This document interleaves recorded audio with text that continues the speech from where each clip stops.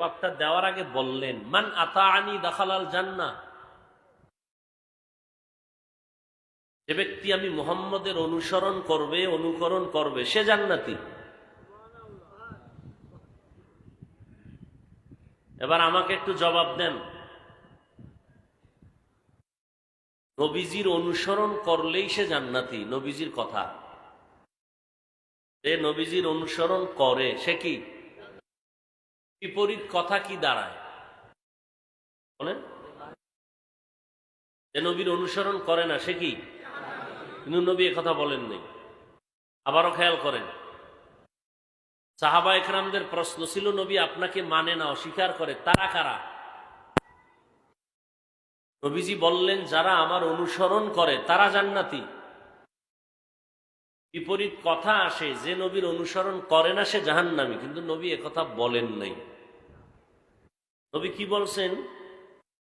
যে ব্যক্তি আমার বিরোধিতা করে সে জাহান্নামী। এখান থেকে আমরা কি পাইলাম? তারা নবীর অনুসরণের মধ্যে নাই, তারা দুই দল। তারা কয় দল? আজীবনের জন্য এই কথাটা মনে রাখতে পারলে বহু প্রশ্নের জবাব হয়ে যাবে এবং আসল আশেকের রসুল চিনাটা সহজ হবে।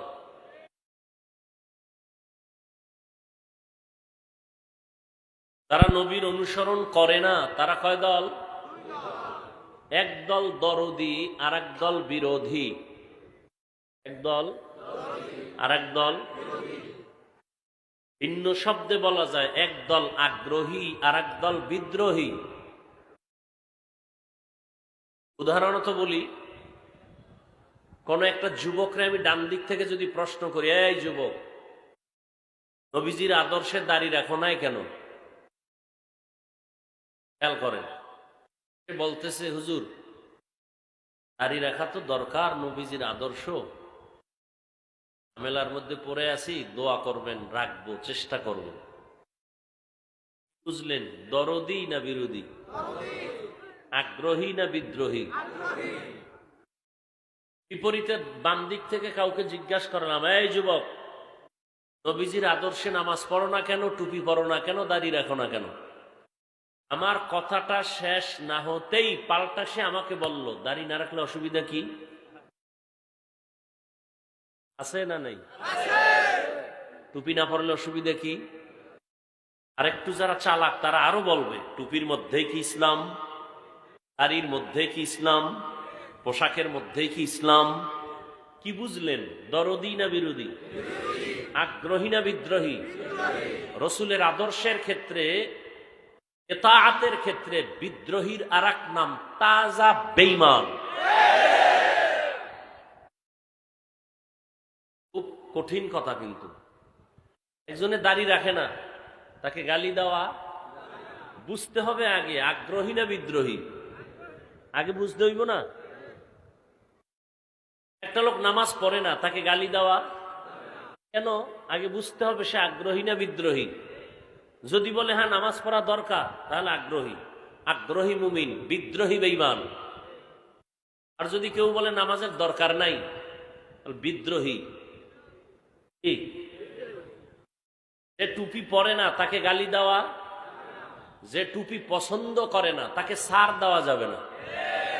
সহজ কথা, তাকে একজন আগ্রহী মুমিন, বিদ্রোহী বেঈমান। ব্যবধান আছে না নাই?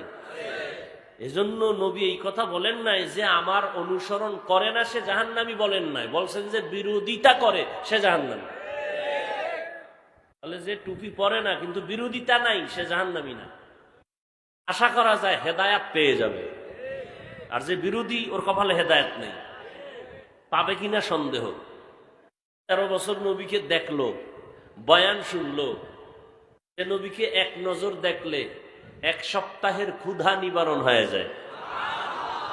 সেই নবীকে দেখছে কত বছর? বয়ান শুনছে, এরপরও কালেমা সান কপাল না পোড়া কপাল? পোড়া কপালের নাম কি? আবু জাহাল। এই পোড়া কপালের নাম। আর একজনের নবীর কল্লা কাটতে এসে কালেমা পড়ে ফেলছে। কপাল বুঝেননি? এর নাম কপাল। এর নাম কি? কপাল।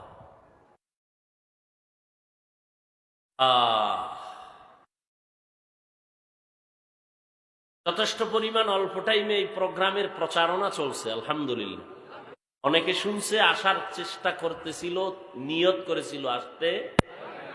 যদি তার যৌক্তিক কোনো কারণে আসতে নাই পারেন, আসার সওয়াব পেয়ে যাবেন। আর একদল আইসাই পড়ছে,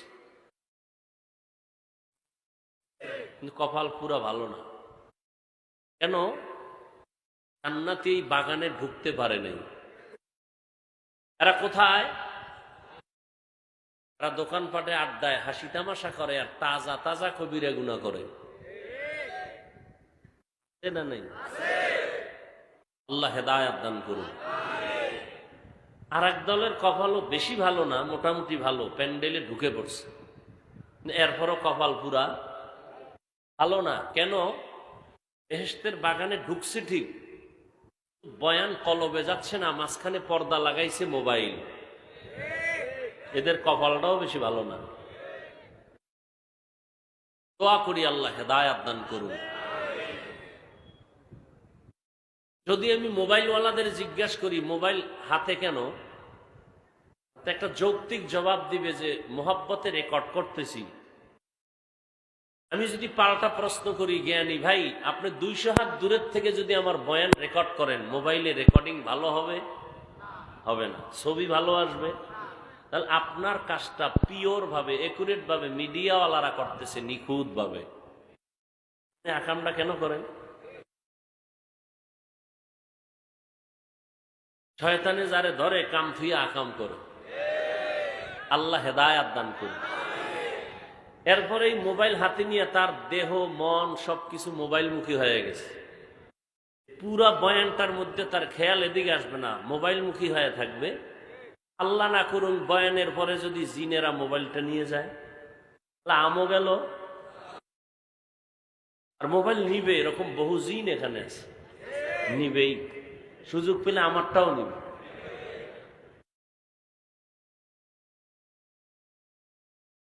আল্লাহ হেদায়াত দান করুন। আল্লাহ।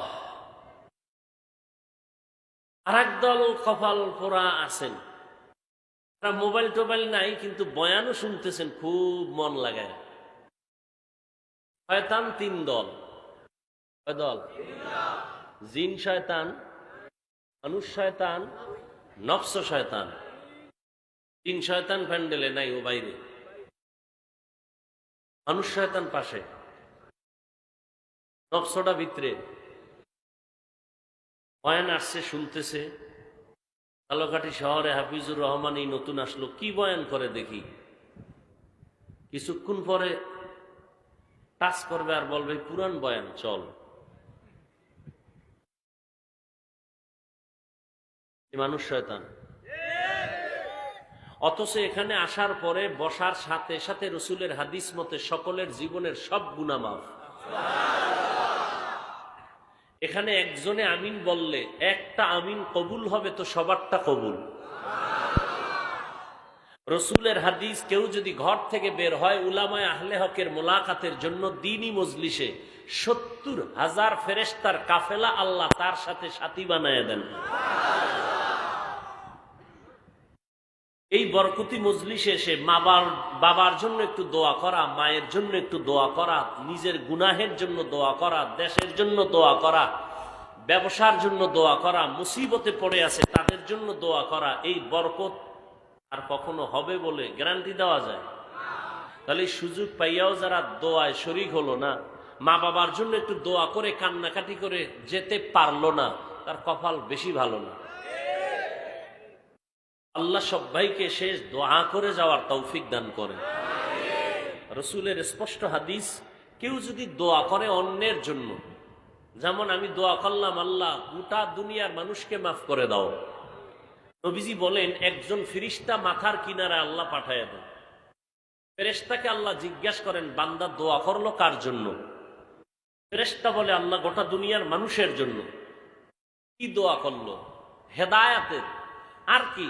ক্ষমা চাইছে গুনাহ, ও নিজের জন্য বলে নাই? কয় না, আল্লাহ বলেন, রসুল বলতেছেন, আল্লাহ ফেরেশতাকে বলে সাক্ষী থাক, ও যখন সবার জন্য হেদায়েতের দোয়া করছে, ওকে দিয়া দোয়া শুরু, ওকে দিয়া দোয়ার ফলাফল শুরু। ও যখন সবার গুনাহ মাফ চাইছে, আমি আল্লাহ ওর গুনাহটা আগে মাফ করব। আর আমরা অন্যের জন্য দোয়া করতে কৃপণতা করি। জুমার দিন খতিব সাহেব দোয়া করতেছে, একজন বড় পণ্ডিত মহা বাবার জন্য দোয়ার জন্য ইমামকে বলছে, হুজুর আমার আব্বার জন্য একটু দোয়া করেন। মনে মনে নিয়ত করছে 1000 টাকা হাদিয়া দিবে দোয়া করলে। খতিব ইমাম সাহেব দোয়ায় গিয়া আরো 5 জন বাবার নাম নিছে। কয়জন? যে দোয়া চাইছিল আর মনের মনে মোনাজাতের ভিতরেই খারাপ লাগতেছে, দোয়া চাইলাম আমার বাবার জন্য, আরো 6 জন ঢুকলো কেমন? তাহলে তো দোয়া আমার আব্বার জন্য একক নাই, ভাগ হয়ে গেছে। ভিতরে ভিতরে হাদিয়াটাও ভাগ করে এলাইছে, না 1000 দিব না। মোনাজাতের পরে মনটা খুব বেজার, 100 টাকা হুজুরের দিয়ে, হুজুর নেন, এরমই কইরেন।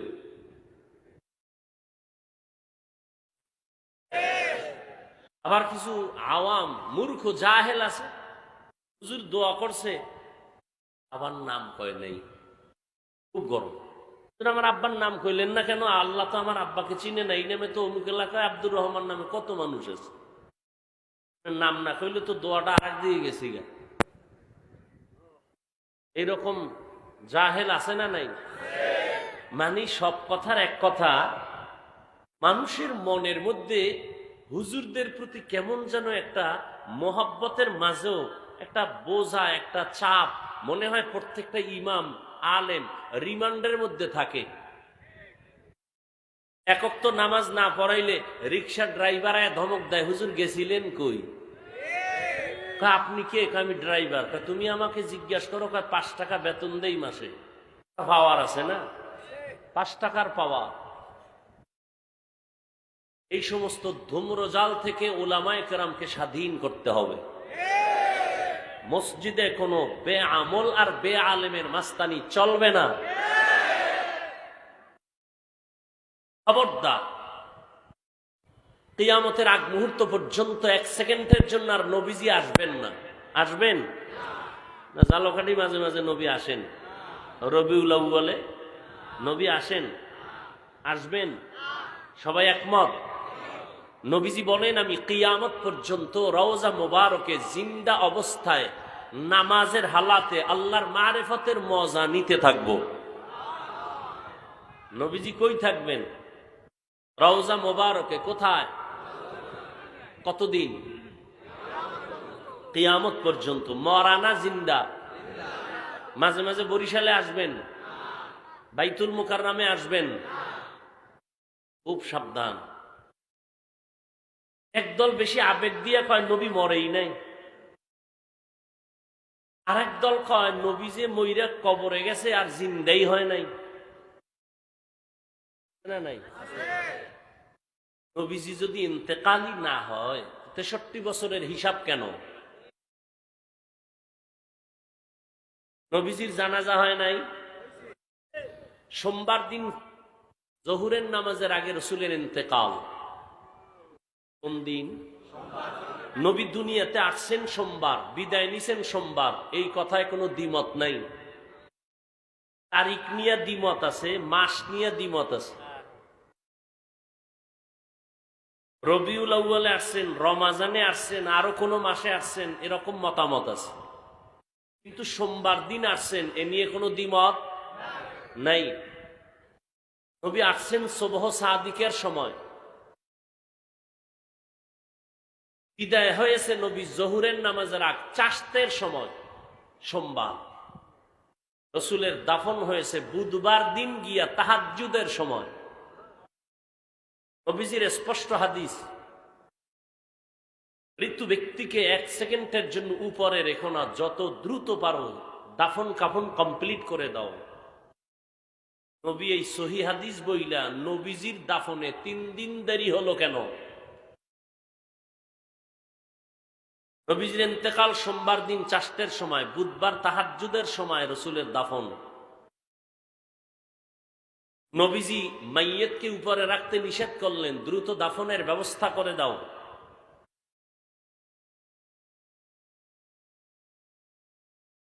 নবীজিরটা 3 দিন দেরি হলো কেন? এ বিষয়ে ভিন্ন আলোচনা। ওই মুহূর্তে দুইটা জটিল সমস্যায় পড়ে গেল পুরা মুসলমান। এই সমস্যার সমাধান রসুল ইশারায়ও দিয়ে যান নাই।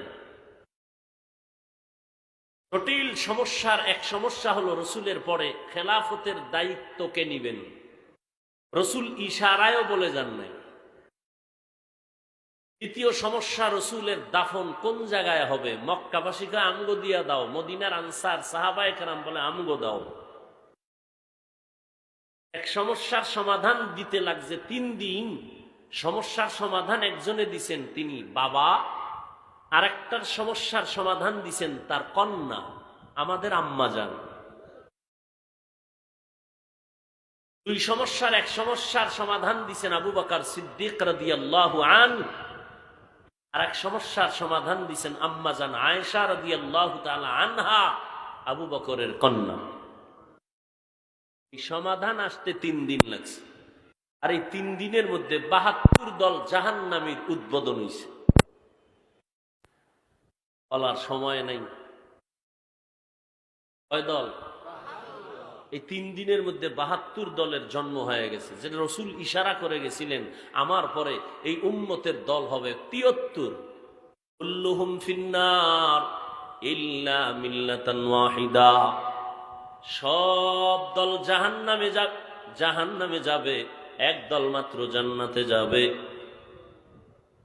কিলা মান হিয়া ইয়া রাসূলুল্লাহ। সাহাবায়ে কেরামদের কেউ প্রশ্ন করলেন, রহমতের নবী, যেই দলটা জান্নাতে যাবে তার পরিচয় জানতে চাই। ক্বালা মা আনা আলাইহি ওয়া আসহাবি। খুব খেয়াল করেন, পয়গম্বর বলেন যারা আমি মুহাম্মদের আদর্শ মেনে চলবে তারাই জান্নাতে যাবে। এতটুকু বললেও তো হইতো, কিন্তু নবী এতটুকু বলেন নাই। নবী বললেন আমি মুহাম্মদ এবং আমার সাহাবায়ে কেরাম যেই লাইনে আছে, যেই মতে আছে, যেই পথে আছে, এই মত আর পথ যারা অনুসরণ করবে তারা জান্নাতি। আমি মুহাম্মদেরও মানবে, আমার সাহাবায়ে কেরামদেরও মানবে। অতএব স্পষ্ট, যারা এই দুনিয়াতে নবী মানে সাহাবায়ে কেরামদের মানে না, এরা মুসলমান দাবি করলেও 72 দল জাহান্নামীদের অন্তর্ভুক্ত। তুকু যাও সুন্নতে আহমদ কুজা বা মুহাম্মদ কাইবুয়াদ নিসবতুনা মান আহাব্বা সুন্নতি কওলে রাসূল মজদায়ে কানা মাই হাম কুন কবুল। সাহাবায়ে কেরামদের যারা মানে না, তারা কোন দলের অন্তর্ভুক্ত বলেন না কেন? 72 দল। তারা জান্নাতি না জাহান্নামী? সাহাবায়ে কেরামদের মানে না এমন কোন আশিকে রাসূল নাই? নাই মানে একটা শিশু বাচ্চা নাম রাখার জন্য এক মুফতি সাহেবের কাছে আসছেন। পদ্মার এপারের ঘটনা, তাজা খবর। মুফতি সাহেব বলেন, সন্তানের নাম কি রাখতে চাও? তোমার কোনো মতামত আসেনি? কয় ওমর। কয় খবরদার, ওমর নাম রাখবা না, কারণ ওমর ভণ্ড। আরো আস্তে করে বলুন। قال النبي صلى الله عليه وآله وسلم, রহমতের নবী বলেন, আলাইকুম বিসুন্নতি ওয়া সুন্নাতিল খুলাফাইর রাশিদিন আল মাহদিয়িন। তোমরা আমি মুহাম্মদের সুন্নতের উপরে মজবুত হয়ে বসো, আমার সুন্নতের আঁকড়ায় ধরো, আমার সাহাবায়ে কেরামের সুন্নতেরও আঁকড়ায় ধরো। রসুলের আদর্শকেও নবী সুন্নত শব্দ বলছেন, সাহাবায়ে কেরামদের আদর্শটাকেও নবী একই শব্দ বলছেন। আমি মুহাম্মদের তরিকাটাও সুন্নত, আমার সাহাবায়ে কেরামের তরিকাটাও সুন্নত। আমার সাহাবায়ে কেরাম তারা কেমন জানোনি? রাশিদিন আল মাহদিয়িন, একদিকে তারা আমার ছাত্র, একদিকে তারা আমার সাহাবী, অন্যদিকে তারা রাশেদ পথ প্রদর্শক। কয় কেমন পথ দেখানেওয়ালা? তারা মাহদিয়িন, হেদায়াত প্রাপ্ত পথ দেখানেওয়ালা মুর্শিদ। সাহাবায়ে কেরাম হেদায়াত প্রাপ্ত পথ দেখানেওয়ালা। ভিন্ন জায়গায় নবী বলেন আসহাবী কান্নুজুম, আমার এক একজন সাহাবী আকাশের এক একটা নক্ষত্রের সমতুল্য। আকাশের নক্ষত্রের সাথে আমার রাসূল সাহাবাদের তুলনা দিলেন কেন?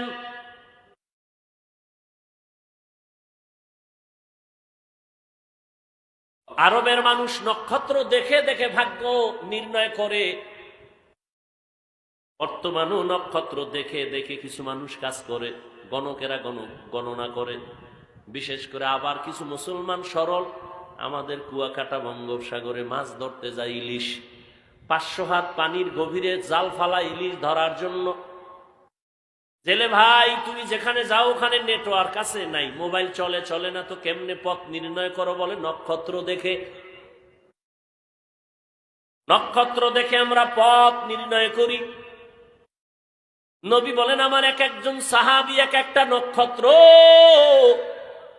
তোমরা জান্নাতের পথ যদি খুঁজে না পাও, এক একজন সাহাবাদেরকে ধইরা রাস্তা খুঁজে নাও। আবু বকরের খুঁজা যদি রাস্তায় চলো জান্নাত, ওমরের পথে যদি চলো জান্নাত, কারণ ওসমানের পথে চলবা জান্নাত, আলীকে মেনে যদি চলো জান্নাত। আসহাবী কান নুজুম, এরা হেদায়াত প্রাপ্ত পথ প্রদর্শক। আমিনু কামা আমানান নাস, ঈমান তোমার ঈমানটা ভালো না খারাপ, সাহাবায়ে কেরামের ঈমানের সাথে মিলায়া দাও। সাহাবাদের ঈমানের সাথে যদি তোমার ঈমানের মাপকাঠি মিলে, তোমার ঈমান সঠিক। ভেজালে ভরা দুনিয়া। রহমতের নবী বললেন যারা আমার অনুসরণ করে তারা জান্নাতি, অনুসরণ করে না তারা জাহান্নামী। না না, যারা বিরোধিতা করবে তারা জাহান্নামী। অতএব যে টুপি পরে না তাকে গালি দেওয়া যাবে না, যে নামাজ পড়ে না তাকে গালি দেওয়া যাবে না, বরং যে নামাজ পছন্দ করে না তাকে ছাড় দেওয়াও যাবে না। যে নামাজ পড়ে না, যে রাজনীতি করে না, তাকে গালি দেওয়া যাবে না। আর যে কোরআনের আইনের রাজনীতি বলে আমি পছন্দ করি না, তাকে ছাড় দেওয়াও যাবে না। কঠিন।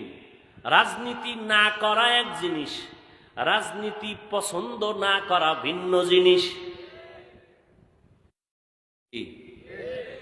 গরুর গোশত সবাই খাইতে পারে? না খাওয়াটা কি হারাম? না, সে খায় না, তার পেটে সমস্যা। কি আর একজনে 3 প্লেট খায়, একা থাকলে আরো দাও। জিন্দেগি মে বন্দগি তু করনা হে, জিন্দেগি মে বন্দগি তু করনা হে, जिंदगी बे बंदगी शर्मिंदा है, जिंदगी बे बंदगी शर्मिंदा है। दुनिया में हो दुनिया का तलबगार न हो,